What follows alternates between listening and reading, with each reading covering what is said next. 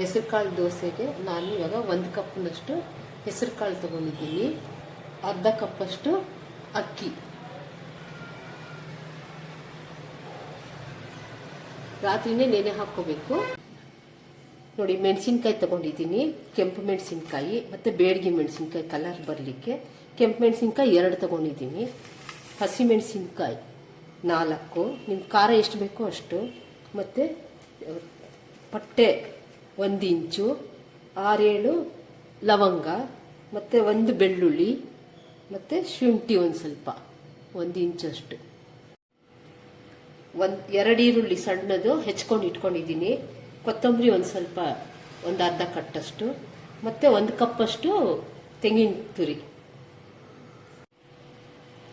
ನೋಡಿ, ಇದು ನೆನೆಸ್ಕೊಂಡಿರೋ ಅಂಥದ್ದು ಹೆಸರು ಕಾಳು ಮತ್ತು ಅಕ್ಕಿ ಎಲ್ಲ ಮಿಕ್ಸಿಗೆ ಹಾಕ್ಕೊತಿದ್ದೀನಿ.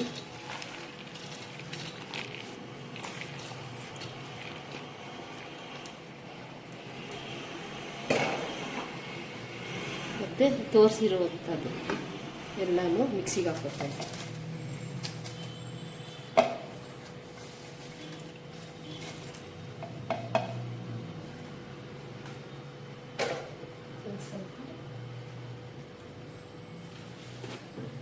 ಉಪ್ಪು,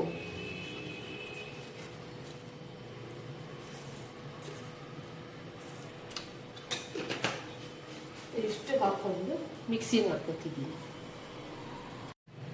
ನೋಡಿ, ರುಬ್ಬಿದ್ದು ಈ ಪಾತ್ರೆಗೆ ಹಾಕ್ಕೊಂಡಿದ್ದೀನಿ. ದೋಸೆ ಹದಕ್ಕಾಗುವಷ್ಟು ನೀರು ಹಾಕ್ಕೊಂಡು ಕಲಿಸ್ಕೋಬೇಕು.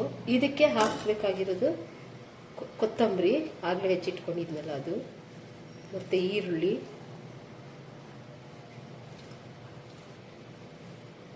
ಮತ್ತು ತೆಂಗಿನಕಾಯಿ, ತೆಂಗಿನ ತುರಿ.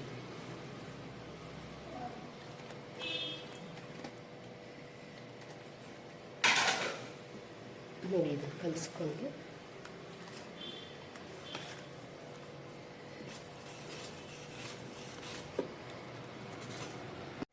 ನೋಡಿ, ಈ ಥರ ದೋಸೆ ಅದಕ್ಕೆ ಕಲಿಸ್ಕೊಂಡಿದ್ದೀನಿ.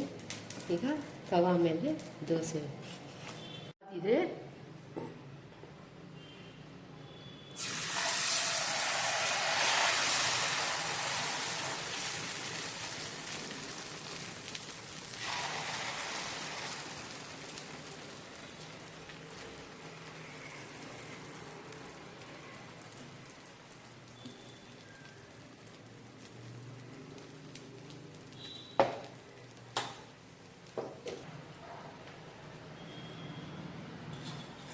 ಸ್ವಲ್ಪ ಎಣ್ಣೆ,